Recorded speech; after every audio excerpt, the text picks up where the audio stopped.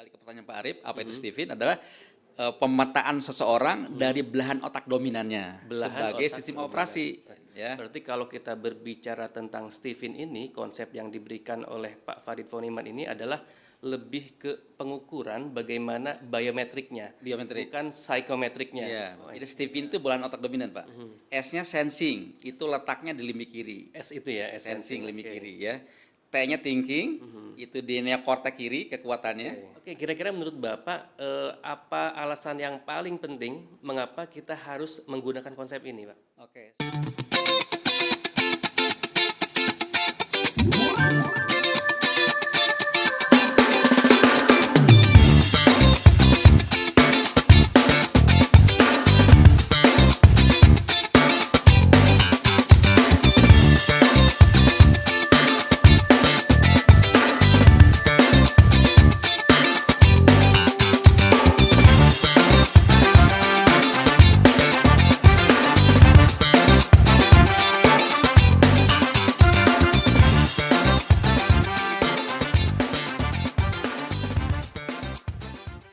Assalamualaikum warahmatullahi wabarakatuh. Waalaikumsalam. Indonesia pada saat ini dihadapkan pada aspirasi untuk menuju generasi Indonesia Emas 2045. Apa yang harus kita lakukan untuk mencapai tujuan itu? Maka SDM, baik itu ASN maupun yang lainnya itu harus ditingkatkan. Berbicara pengembangan SDM, maka berbicara pengembangan kompetensi. Di dalam strategi yang baru, pemerintah mengeluarkan Undang-Undang Nomor 20 Tahun 2023 bagaimana setiap ASN itu wajib untuk mengembangkan dirinya, untuk mengembangkan kompetensinya. Begitupun di dalam Peraturan Pemerintah Nomor 11 Tahun 2020 disebutkan bahwa setiap ASN itu wajib untuk mengembangkan kompetensinya minimal 20 JP dalam setahun itu. Kemudian juga untuk PPK itu minimal 24 JP di dalam 1 tahun. Berbicara strategi pengembangan kompetensi, saat ini pemerintah mendorong setiap badan pengembangan sumber daya manusia untuk menerapkan strategi yang disebut dengan strategi corporate university. Di dalam strategi ini ada yang disebut dengan learning organizations atau organisasi pembelajar. Yang mana di dalam strategi ini ada yang disebut dengan pembelajaran individu, ada pembelajaran kelompok, dan pembelajaran organisasi itu sendiri. Nah, ketika kita berbicara pembelajaran individu, maka ada yang disebut dengan bakat genetik yang menentukan bagaimana individu itu akan belajar, bagaimana cara belajarnya, dan bagaimana preferensi yang dia inginkan untuk belajar di dalam mengembangkan kompetensinya sebagai ASN. Hari ini kita akan membincangkan hal yang sangat menarik, yaitu tentang bakat genetik dalam pengembangan kompetensi ASN. Bersama kami telah hadir di dalam BP SDMD Podcast, obrolan edukatif dari Banten. Hadir saat ini ada Bapak Nazaruddin. Beliau biasa dipanggil dengan sebutan Pak Nazar. Selamat siang Pak Nazar. Selamat siang Pak Arif. Bagaimana kabarnya Pak? Alhamdulillah. Sehat ya, luar biasa ya. Luar biasa, semangat dan selalu bergembira. Alhamdulillah. Ini yang saya tahu dari Pak Nazar ini orangnya memang ceria. Orangnya selalu menunjukkan vibes yang positif.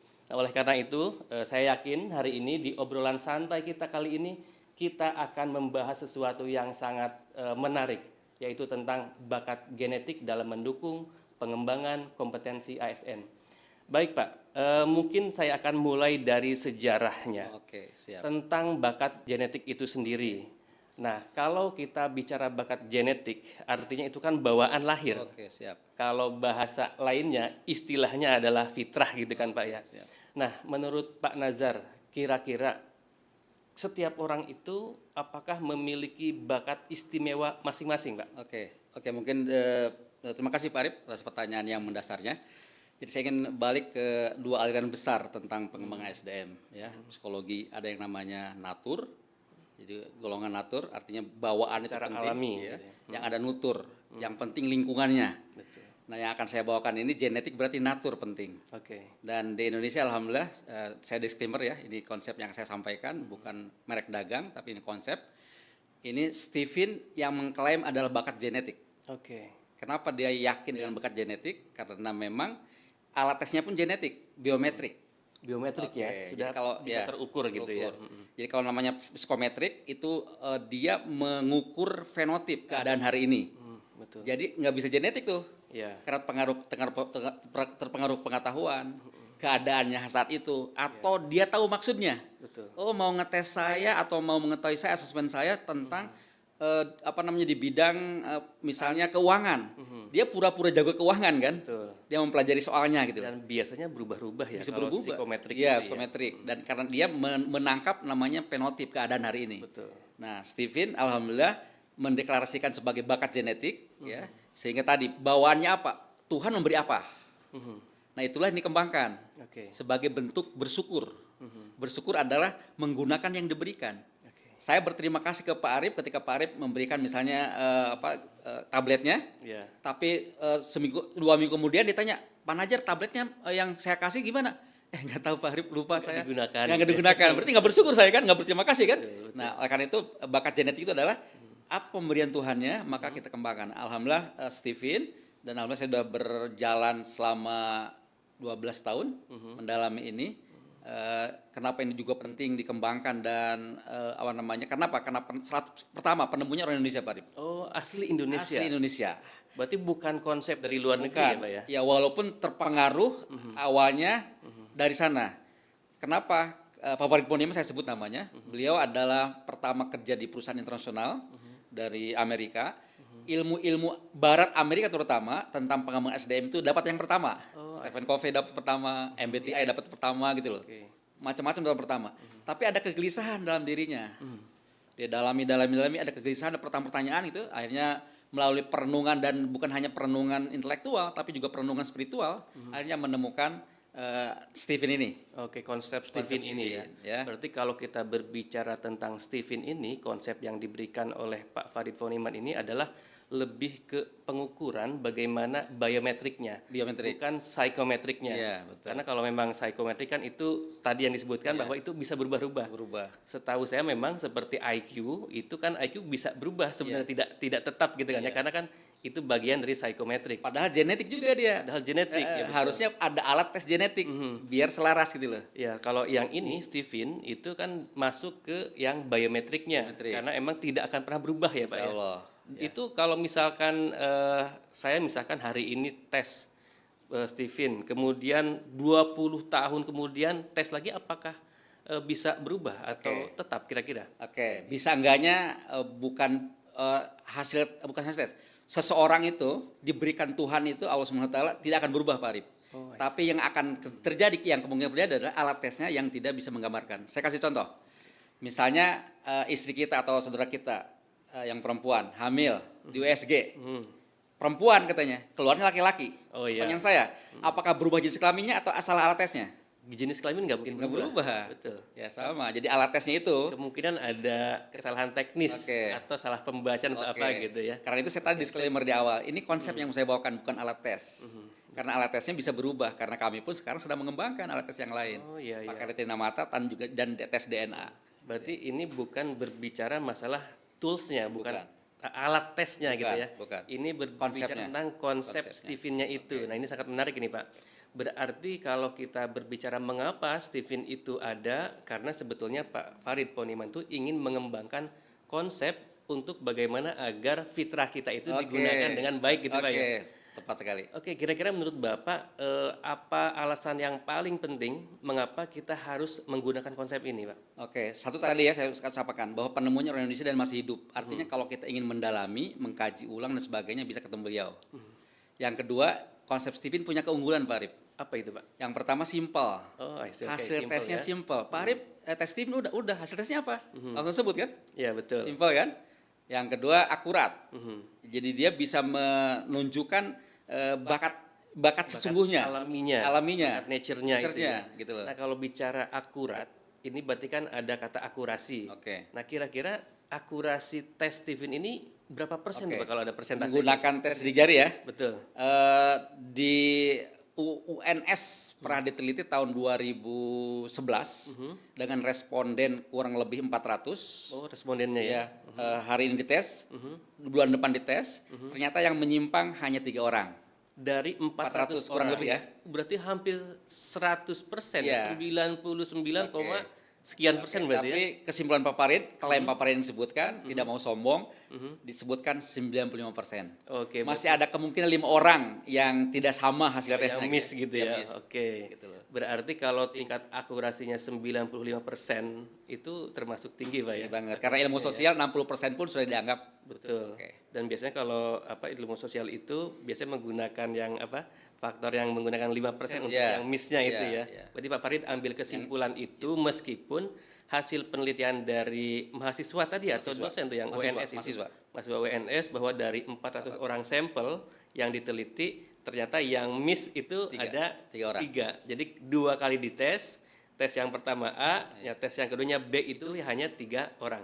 Yang lainnya sama berarti ya. Persis. Ini keren berarti ya. Oke. Ini udah ada secara akademiknya, kemudian secara epistemologisnya juga udah dilakukan. Berarti ada penelitian yang menyatakan bahwa tingkat akurasinya yang sangat tinggi gitu ya. Baik, berikutnya Pak, kalau kita ingin tahu apa sih sebetulnya Stephen itu? Oke, Kalau baik. Stephen tuh kalau dilihat dari tulisannya kan ada STIFIN. Jika didengar itu seperti istilah bahasa Inggris juga, Stephen, Stephen kayaknya Atau orang konsep dari luar deh gitu. Orang kan ya. menyebut sekolah apa Pak? Nah, sekolah apa Esnya gitu ya. sekolah tinggi soalnya. Oh iya, pun ST ya. Iya. Nah, kira-kira kalau misalkan ada saya misalkan awam nih, apa ya Stephen itu gitu. Gimana Pak menurut Oke, Bapak itu? profiling atau memprofil orang sebenarnya ya. Jadi dia sebuah konsep memprofil orang atau memprofil orang dari dirinya atau potensi dirinya dari belahan otak dominan. Oh, Jadi Stephen itu belahan otak dominan, Pak. S-nya sensing, itu letaknya di limbi kiri. S itu ya, S Sensing limbi oke. kiri ya. T-nya thinking, itu di neokortek kiri kekuatannya. Ada seseorang yang thinking itu maka segala potensi yang bertalian dengan cara mengoperasikan otak kirinya adalah pasti thinking. Oke, sensing dan thinking. Thinking Di S bagian dari otak kiri otak gitu kiri. ya. Nah, otak kanannya di otak kanan atas namanya intuiting. Stephen kan? Iya betul. Intuiting. Oh, jadi STI, I-nya intuiting. Intuiting. Lalu sebelah kanan bawahnya feeling. Feeling. Ya, Steve berarti Steve. tadi ya. Nah, tinggal satu lagi tuh. Tengah insting. Oh, otak tengah Ya, berarti ya. dan itu kalau ada istilah insting, itulah kekhasan Pak Farid yang temukan. Karena Steve itu, Pak, ini sejarahnya saya ulang lagi, Steve itu sudah disebut sama Bapak psikolog modern, namanya Carl Gustav Jung. Oh iya, Carl Gustav Jung. Saya juga pernah menyebutkan. ada bukunya itu tentang Iya, Carl Gustav Jung. fungsi dasar otak. Betul. Ya, yaitu tadi sensori orang itu bukan sensitif sensing ya. Jadi dia akan puas, akan percaya kalau dia tersensori. Menggunakan indra ya, indrawi oke, ya. betul. Thinking berarti berpikir, melogikakan, intuiting berarti mengestimasi, intuisi dan feeling merasakan. Nah, Pak Poniman menggunakan itu lama, Pak. Yang 4 itu. Iya, di lembaga pelatihannya. Kalau saya tunjukkan nih bukunya nih ya, buku Cubic Leadership nih ya. Oh, ini buku yang Buku yang ditulis pertama, oleh yang Pak pertama Farid ya. Ini sebenarnya modul pelatihan. Iya, saya punya buku ini tapi covernya beda nih, Pak. Yang ini baru perubahannya nih. Oh iya, kayaknya ada satu lagi deh. Iya, ada ya Yang karena ditulis dengan Pak Indrawan Nugroho. Iya, dan Pak Jamil Mojaini. Jamil Zaini betul. Karena dia sudah terbit iya, 20 kalian, Pak. Oh, ada Saking 20 lakunya edisi berarti ya. Isinya kepake gitu loh. Oh, berarti buku itu bagus. Saya juga pernah membaca ini dan memang awalnya kenal tentang Stephen itu pas ya baca-baca buku itu dan dikenalkan oleh Pak Nazar juga. Siap. Jadi memang ini saya lihat positif sekali. Oke. Nah, silakan Pak dilanjutkan yang tadi, Oke. Pak. Ini Steve ya. Jadi ini Stephen. Kenapa? Dia mengobservasi istrinya. Kok istri saya karakter sensingnya nggak terlalu dominan. Thinking juga enggak, intuiting juga enggak, feeling juga enggak. Apa ini ya? Di luar 4 itu. Di luar 4 berarti. itu. Oke. Terbantulah sama konsep otak yang lain, Pak. Ada 3 tokoh otak, Pak. Yang pertama Nederman, tadi Carl Gustav Jung. Yang kedua Nederman, Ned Herman yaitu limbi kiri, limbi kanan, ya. bagian belahan. Ya, belahan otak. Ada yang ketiga namanya Paul MacLean. Paul MacLean ya. Paul MacLean itu mengatakan bahwa otak itu dibaginya bukan begitu, tetapi ada 3 strata. Oh, strata otak. Iya, ada otak insani, ada otak mamalia, sama otak reptil. Oke. Otak insani di Steve itu terwakili oleh thinking sama intuiting, otak berpikir. Untuk insani berarti digunakan untuk berpikir. Iya, jadi terwakili di Steve-nya Pak Jung itu tadi udah terwakili oleh thinking dan intuiting. Oke. Sedangkan mamalia itu sudah terwakili oleh sensing dan Dan feeling. feeling. Itu. Instingnya itu nalurinya, Otak yang reptilnya ini belum ada wakilnya. belum ada di buku itu sebelumnya. Di buku Yang ini, oke. yang rujukannya Jung tadi. Betul. Karena Stephen adalah Jungian juga ya. Nah, maka Pak Farid akhirnya menemukan insting itu. Kenapa kalau disebutnya insting, tidak melanjutkan bahwa ini otak reptil? Oh iya. Pak Farid Poniman lebih sepakat dengan Jung istilahnya. Karena dipengaruhi juga oleh Islam, Pak. Oh, apa itu yang Islam itu semua orang setara, kecuali amaliyahnya, ketawakaannya kan. Maka kalau ada insani, ada mamalia, ada reptil, kayaknya berstrata ya. betul. Mamalia lebih tinggi daripada reptil. Ya. Insani lebih tinggi daripada Tingkatannya Oke, ya. maka Padahal mah tidak seperti tidak itu seperti itu. ya. Maka dia lebih suka dengan konsepnya Jung. Maka ditambahlah insting. Kenapa? Ada yang belum terwakili dari diri kita. Sensing, indrawi sudah terwakili oleh sensing. Betul. Berpikir, logika sudah diwakili oleh thinking. Intuisi atau memprediksi sudah diwakili oleh intuiting. Perasaan sudah oleh feeling. Sedangkan firasat, naluri belum terwakili. Nah, itu kan ada Insting juga, itu. ya. Karena ada beberapa orang itu yang Kuat dia firasatnya, bisa kuat merasakan nalurinya gitu betul. loh. Yang memprediksikan masa depan Iya. ternyata betul juga Iya. gitu ya. Berarti itu insting namanya. Maka kalau saya kembali ke pertanyaan Pak Arif, apa itu Stephen adalah pemetaan seseorang dari belahan otak dominannya Belahan sebagai otak sistem dominan. operasi. Oke, berarti yang tadi itu 5 huruf itu S-nya Sensing, dia menggunakan Indra. indra, kemudian T-nya thinking karena menggunakan nalarnya, logikanya. Yang ketiga ada intuiting, menggunakan daya hayalnya berarti ya. Ya, intuisinya. Intuisinya gitu ya. Yang 4 itu F, feeling berarti perasaannya. perasaan. Baperan. Baperan ya, karena memang ada beberapa yang seperti Baperan, itu ya. kan? Karena ada yang baperan, ada yang emang sukanya ngayal, Ya, gitu. ada yang sukanya mikir gitu ya. ya. Dan ada yang insting ya. Insting. Itu yang serba ya apa ya tiba-tiba. Ya, jadi dia respon kayak nalurinya. kuat, nalurinya Dijelasin digunakan. Bun dia nggak bisa. Tetapi Jangan dia lewat sana merasakan ya. dulu ya. Jangan lewat sana. Kenapa? Gua nggak tahu perasaan gua nggak enak. Oh, Nah, kami ya, nyebutnya itu insting itu, ya. naluri gitu. Bukan feeling ya. Feeling perasaan. Perasaan aja. Jadi kalau yang lain-lain lu Pak Arif ada informasi dulu dia olah. Kalau feeling. Ya semua. Oh, semua, Intuiting juga oke. pakai intuisinya gitu loh. Indra pakai indrawinya. Kalau insting enggak. Kayak dikirim aja sehingga dia tidak bisa menjelaskan. Karena tiba-tiba kayak ada ilham apa iya, gitu ya. dari langitan lah seolah-olah gitu ya. Iya. Gitu loh Pak Arif. Berarti kan kalau kita bicara tentang belahan otak, bagian otak, sebenarnya kan manusia itu kan sama Pak ya otaknya kan. Nah, ini saya mau jelaskan ya. Kapasitasnya sama, Iya. kemudian bentuk otaknya Iya. sama, mungkin kapasitas mungkin bisa berbeda-beda atau tapi kayaknya bentuk otak kan sama aja ya. Iya, siap. Ada yang di kiri, ada yang di kanan. Siap.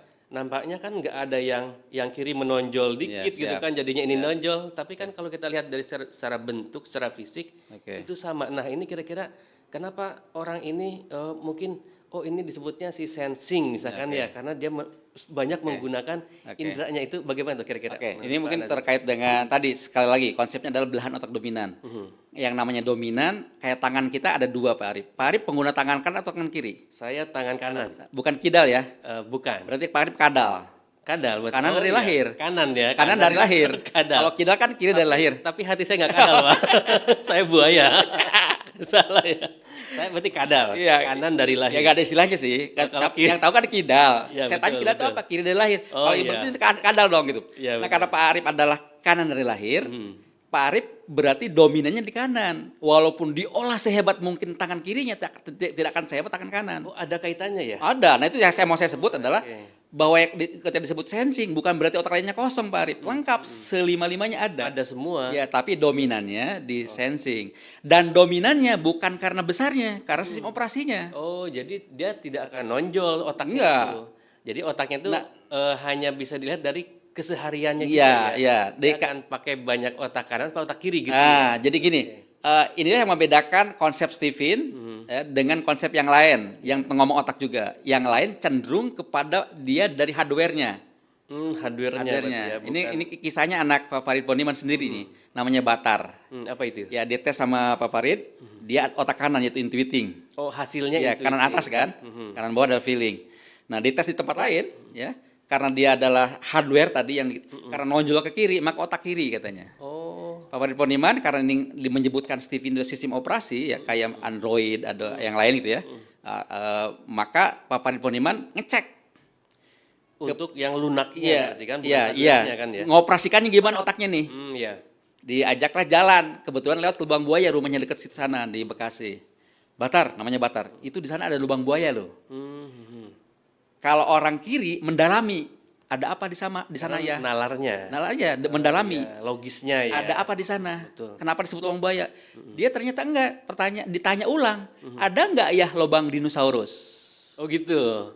Berarti ngehayalnya tuh. Iya, berarti ini kan cara kerja otak kanan, iya. yaitu mencari alternatif. Cari betul. Informasi yang pertama, Pak Arif merasa enggak? Pak Arif katakan juga, ada informasi yang pertama, kadang-kadang bukan mendalami itu loh, tapi mencari yang lain. Ya betul. Betul kan? Ada second opinion. Nah, maka itulah disebut, yang berarti betul memang secara hardware-nya anak saya besar ke kiri, tetapi secara mengoperasikan harus pakai kanan. Karena bawaannya itu. Bawaannya itu. Ya. Pak Arif punya Android, sekarang diinstal dengan yang lain, pas lawan Android. Ada OS, ada misalnya Apple atau Ah. gitu ya. Ini Kira-kira bukan iklan ya? Iya, kira-kira ya ini untuk analogan. Iya. Kira-kira bisa nggak dipakai aplikasi dua tuker-tukerin? Enggak masuk. Nggak biasa, karena sistem operasinya berbeda. Betul. Sama, Pak Arif punya anak 3, punya anak buah 3, sama-sama gitu, gaya memerintahkannya, gaya-gaya komunikasinya.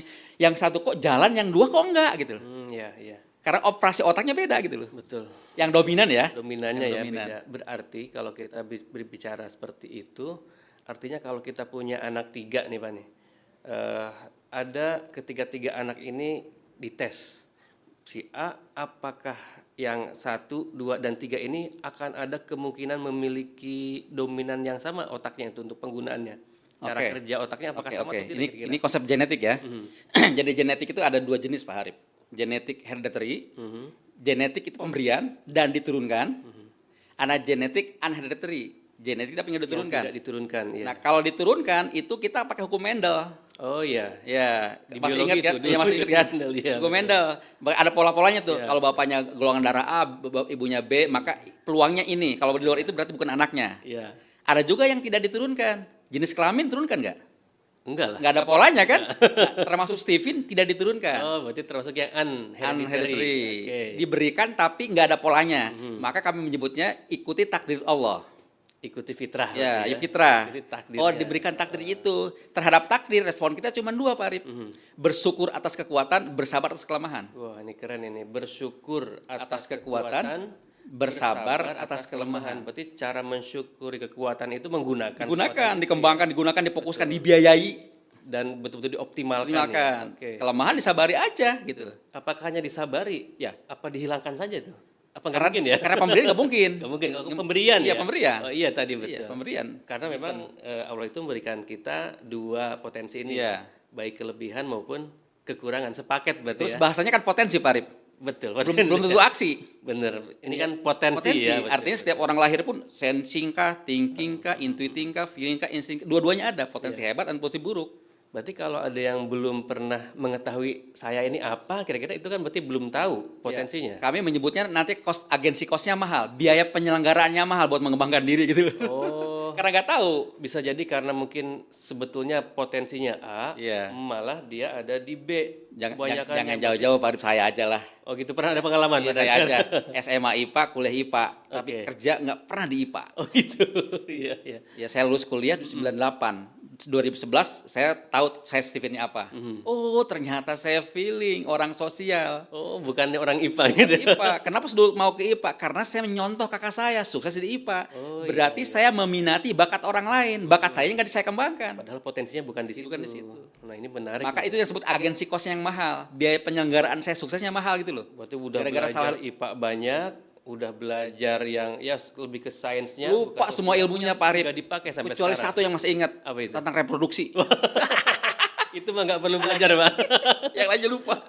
Itu paling dipakai ya. Dipakai gitu loh. Baik, nih kalau kita berbicara bakat genetik, nah kita kembali ke tema itu tentang pengembangan kompetensi ASN. Oke. Tadi sudah kita bahas banyak tentang apa sih itu, Steven, secara genetik seperti apa, bahwa kita ada pemberian dari Allah itu bahwa setiap orang diberikan potensinya masing-masing. Dan tadi sudah dijelaskan bahwa setiap potensi orang kan berbeda-beda. Nah, sekarang kaitannya dengan pengembangan kompetensi ASN seperti yang saya sebutkan di awal tadi itu, bahwa di dalam strategi corporate university itu ada namanya pengembangan kompetensi secara individu. Oke. Berarti ini kan pasti beda-beda kan ya? Baik, Enggak keren. mungkin misalkan si A disuruh diklat A, Oke. kadang-kadang mungkin ngapain sih diklat ini? Siap. Saya nggak butuh Siap, misalkan. siap. Itu bukan minat saya, kan Oke, bisa aja kayak iya, gitu siap, Pak ya. siap. Nah, kira-kira menurut Bapak bagaimana tuh agar bakat genetik ini dapat terpenuhi di dalam Oke. pengembangan kompetensi ASN? Oke. Artinya seluruh ASN di Provinsi Banten secara khusus dan juga secara umum di Indonesia, Oke. ini mereka bisa mengembangkan kompetensinya sesuai dengan minatnya, sesuai dengan bakatnya, kayaknya keren nih Pak. Oke. Gimana Ya, Pak, silakan. ini panjang lebar pasti ceritanya Pak Arif, karena podcast terbatas, kita kasih bocorannya aja ya. Oke, boleh nih. Baik, tadi kan saya sebutkan bahwa kenapa harus menggunakan Steven, karena punya keunggulan 3 hal. Yang pertama adalah akurat, kedua adalah yang pertama simple, yang kedua akurat, ketiga aplikatif. Aplikatif itu dipakai berbagai hal, berbagai bidang Pak Arif. Dari mulai parenting, cara belajar, macam-macam. Ada semua dipakai. Termasuk perkembangan SDM gitu loh. Karena konsep ya Konsepnya ini ya. itu. Iya. Ya sederhananya misalnya gini, kalau berkaitan dengan manusia untuk pendidikan ya, mau parenting kayak mau pendidikan secara umum kayak, cuma 2 sebenarnya. Keselarasan antara dukungan dan tuntutan. Keselarasan antara Dukungan dan tuntutan. dukungan dan tuntutan. Kalau dukungan berarti kan support system. Oke, dan Kalau tuntutan. tuntutan ini berarti apa lebih ke goal atau misalkan apa vision gitu. Ya, oke. Saya kasih ilustrasi dengan kata-kata mutiara dari Einstein ya. Wah, Bahasa Inggris nanti lihat di sini. Oke. Saya bahasa Indonesiakan aja. Oke. Kata Einstein, setiap orang itu jenius, tapi jika menuntut kemampuan memanjat kepada ikan, maka selamanya ikan itu merasa bodoh. Iya, betul itu. Ikan nggak mungkin manjat. Iya. Apalagi kalau dibandingin, kamu sudah jadi ikan 10 tahun kalah sama tupai baru 2 hari bisa manjat. Nah, masih stres dia kan? Betul. Kenapa? Karena nggak selaras antara tuntutan sama dukungannya. Oh iya, jadi jangan dituntut yang nggak sesuai dengan Iya, fitrahnya iya, gitu kan ya. dituntutlah kemampuan merenang, didukunglah dengan air yang sesuai. Bapak buat kolam yang bagus, Iya, yang besar. Iya, Oh, betul. tuntutnya gitu. Sama kita juga sama. Betul. Nuntutnya kemana? Banyak bisa dituntut sama sistem, bisa dituntut sama diri sendiri gitu loh. Oh, saya orang sensing. Urusan yang paling cepat itu untuk urusannya adalah urusan benda kebendaan, Pak Arif. Ya sensori kan, yang bisa disensir, Kelihatan gitu ya, kelihatan ya, terasa ya. pengalaman, kan Pengalaman, terindra kan. Nah, kalau saya thinking berarti urusan dengan sesuatu yang logika, ke sistem, Berpikir gitu ya. berpikir ke sistem. Jadi digital segala macam itu thinking lebih cepat kalau belajar. Karena nalarnya jalan. Nalarnya, maka nuntut diri sendiri. Oh iya, saya punya bakat di situ. Kalaupun sekarang belum bisa, kalau bakat tuh artinya Pak Arif, kalau dilatih cepat bisa. Kalau bakat, Bakat. kalau minat, Minat adalah berlama-lama pun nggak bosan. oh iya itu enak tuh. Kalau kita minat itu nggak akan ada bosannya. Nah, maka Kan lupa waktu lupa ya. tuh, Iya, larut. Iya betul. Nah, maka Steven itu akan ambil jalan tengah, Farid. Bagaimana kita meminati bakat kita. Meminati Bakat kita. bakat kita. Wah, Kan ini bisa jadi tidak meminati bakat kita. Kayak saya contohnya, meminati bakat kakak saya yang di IPA. betul. Ada beberapa pengalaman bahwa ketika orang sudah, saya bilang terjerumus Pak ya, dalam pekerjaan tertentu, akhirnya kok merasa bahwa kayaknya saya nggak pas deh di Oke, sini. Saya oke. lama-lama bosen dan akhirnya kerjanya itu nggak bener. Oke. Nggak bener dalam arti tidak sesuai dengan SOP karena mungkin mangkir, karena tadi itu passionnya kan, nggak passion. Iya. Tapi kalau kita lihat ya anak-anak sekarang yang mereka passion, apalagi misalkan dalam dunia digital sekarang, ada yang ngonten sampai mereka dengan ngonten itu karena sukanya itu kan, karena minatnya dan bahkan bisa menghasilkan. Yang saya dengar ada anak SMP juga sudah bisa menghasilkan ratusan juta gitu kan. Iya. Itu berarti kan passionnya kan ya. Jadi kalau kita bekerja pakai passion enak. Nah ini banget. nyambung dengan tadi. Nyambung banget. Jadi saya mungkin sampaikan konsepnya, Pak Arif. Jadi di Steven itu bukan berarti nggak bisa, tapi nggak optimal kalau tidak sesuai dengan fitrahnya. Kalau nggak sesuai dengan Ya, ini ada rumus biologinya, Pak Arif. Ya masih ingat sedikit saya rumus ini ya. Apa itu? Ya, jadi fenotip keadaan kita hari ini dipengaruhi oleh dua hal, genetik dan lingkungan. Oke, yang kita hari ini itu dipengaruhi oleh dua hal. genetiknya Dan lingkungan. dan lingkungan. Lingkungan itu sekolahnya, penempaannya, gaulnya, peminatannya juga sama lingkungan menurut saya. Iya. Genetik ternyata kecil Pak Arif, angkanya 20%.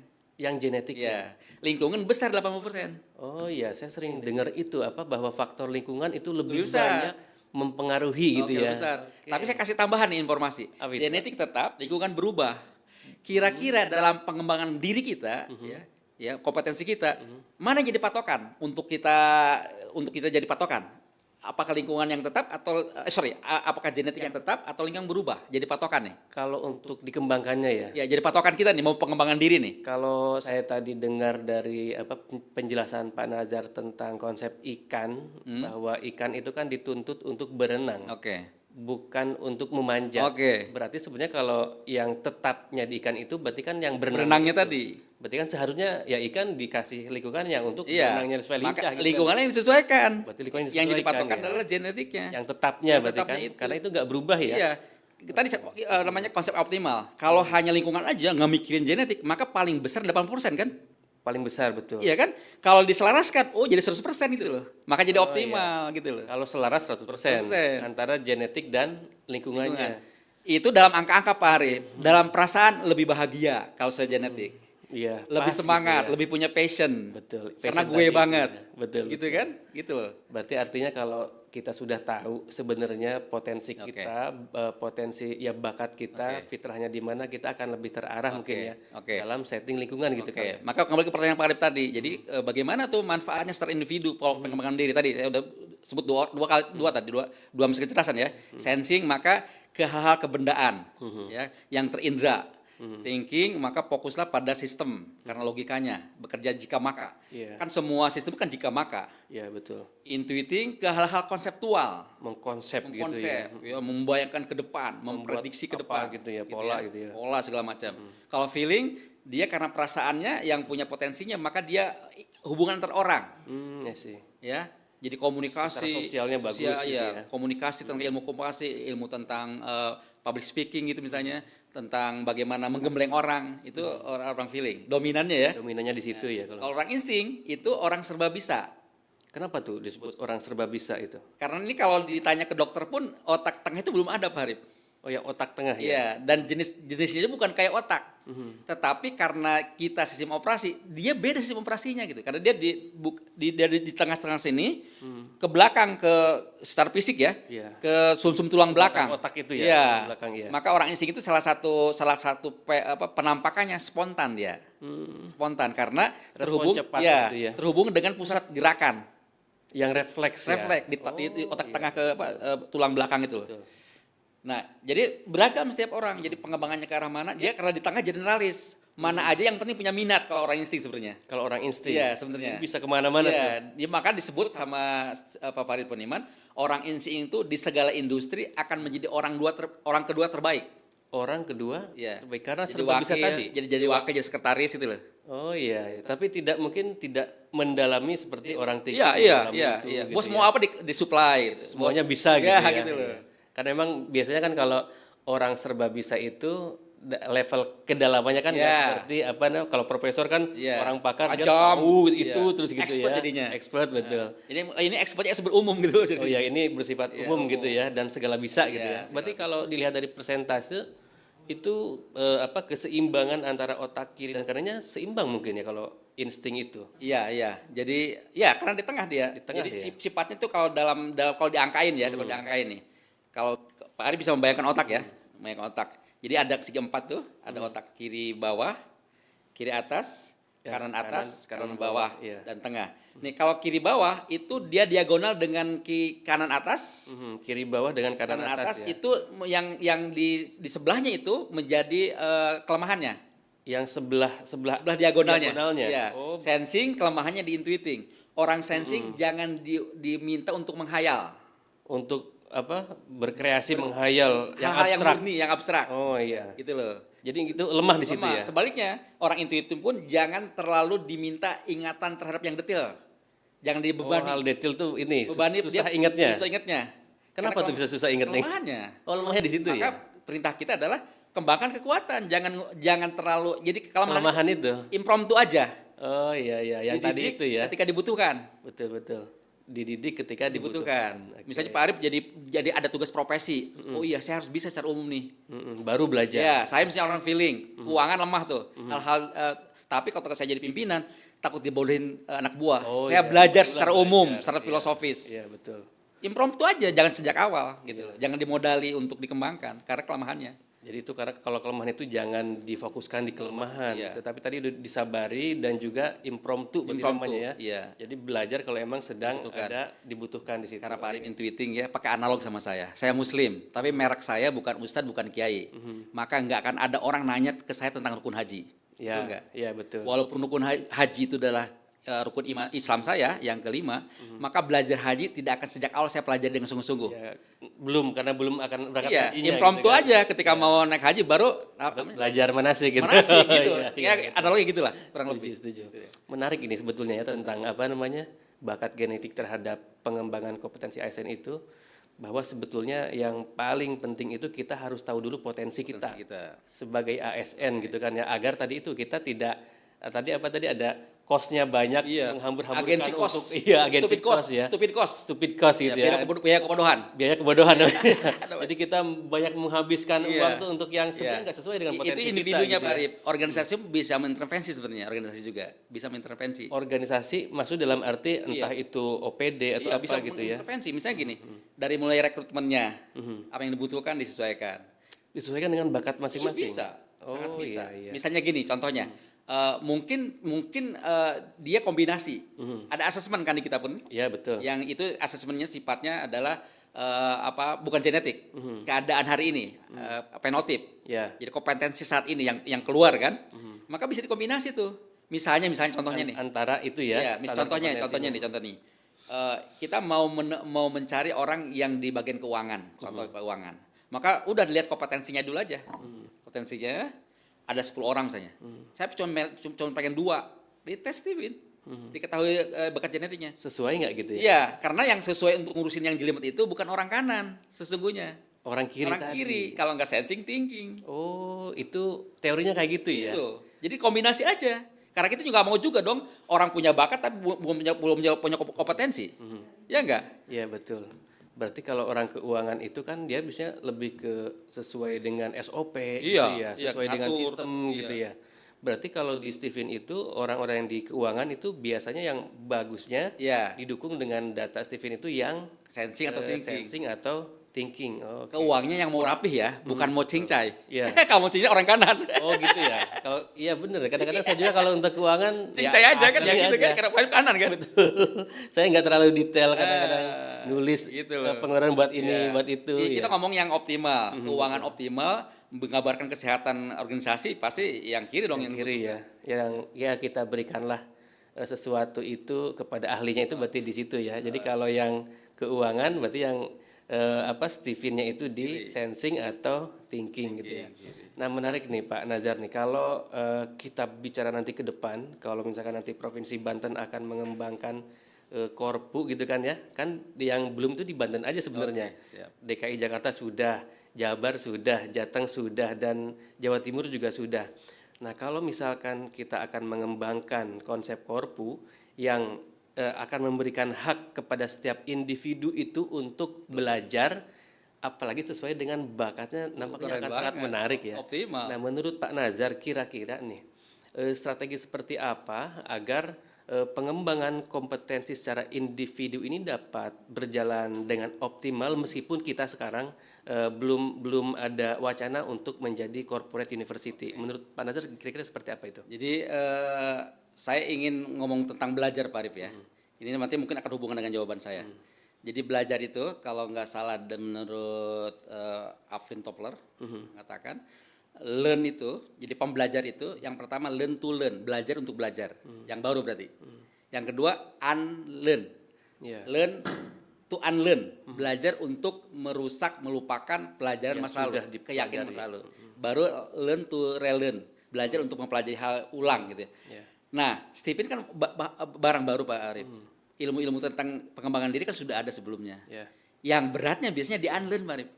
Untuk menghilangkan kebiasaan lama gitu ya. Apa nih? Terus saya punya sampel langsung saya diskusi yang mau ingin mendalami Steven itu orang Malaysia namanya Datu Baha. Dia di level 1 aja pelatihan Steven, workshop Steven 4 kali. Sampai 4 kali. Emang kenapa Datu Baha? Saya itu Pak Najar udah punya konsep. Saya itu dokter psikologi di Malaysia. Ketika belajar ini baru nolak terus nolak. 4 baru saya menerima gitu loh. Berarti 3 kali nolak. Iya. Itu saking benar-benar untuk proses unlearn-nya Unlearn-nya ya. itu loh. Menghilangkan Ya, yang apa tuh ada di kepala itu ya. Maksud saya harus bersabar. Iya, betul. Ya Anda oke, ini ada hal baru, Anda siap pelajari gitu ya. Pelajari siapa diri Anda, Iya. karena kami punya level Pak Arif. Jadi untuk namanya punya profesi yang bagus itu, yang pertama itu levelnya adalah kenali diri. Personality Anda apa? Ya, personality apa? Dipelajari diri kita apa tuh. Lalu naik levelnya berikutnya adalah mentality. Hanya hal-hal yang baik dari personality saya berkembang. Iya. Ya, saya feeling yang berkembangnya adalah pandai bicaranya, yang berkembangnya adalah semangatnya, bukan magernya, bukan yang negatifnya. Karena kita latih mentalnya untuk positifnya yang keluar. Ya. Lalu level ketiganya namanya morality. Kita peduli ke yang lain. Jadi kita berkontribusi Ya, betul. gitu ya. Ada perannya Ya, gitu ya. yang paling ujung adalah tentu saja kita sebagai bangsa Indonesia yang berketuhanan adalah spirituality. Oh iya. Semuanya karena Allah, niat karena Allah. Tapi pergerakannya sudah dari bawah. Oh, biar optimal karena saya apa? Pelajari itu apanya itu gitu loh. Oh iya, yang tadi itu ya. Iya. Kenali dirinya itu Iya, ya. dirinya itu gitu loh. Sehingga kita mau belajar pun belajar yang mana nih? Ya, jelas biar saya ya. berkembang diri sayanya gitu loh. Sehingga waktu mandirinya dampaknya ada dua menurut saya. Kalau kita dari mulai mengembangkan diri, ke organisasi berdampak, berkontribusi, diri pun berkembang. Betul. Orang bekerja kan ada pensiunnya, Pak Arif. Betul. Mau ngapain pensiunnya kalau kamu nggak mengembangkan diri? Iya. Betul nggak? Kadang-kadang suka ada yang bingung Iya. setelah pensiun Iya. tuh harus apa gitu ya. Maka kalau tidak salah kan di BKD itu ada program namanya MPP Pak ya, masa persiapan Pensiun. pensiun. Nah, karena tadi itu ya, Iya. mau apa Iya. gitu ya. Kalau sejak awal tahu mah, sejak PNS tahu, sudah persiapan sejak awal. Iya betul. Perkembangannya kan udah jelas Iya, ya. jelas. Meskipun nanti pensiunnya mau cepet kayak kadang Iya, udah tahu iya. ada di mana ya letaknya. Karena kalau latihan menjelang pensiun Pak Arif juga sama, karena myelinnya, ototnya itu belum belajar. Iya betul. Tidak terbiasa. Terbiasa. Iya betul. Gitu loh. Maka harus dari awal. Di asesmen itu diketahui jelas sejak awal. Iya. Bagus jadi apa dari PNS lebih bagus menurut saya. Untuk diketahui Iya, bakatnya ya. bakatnya. Secara individu ya. Sehingga dia tadi oh iya, kayaknya saya harus memilih karena harus pilihan peran Pak Arif.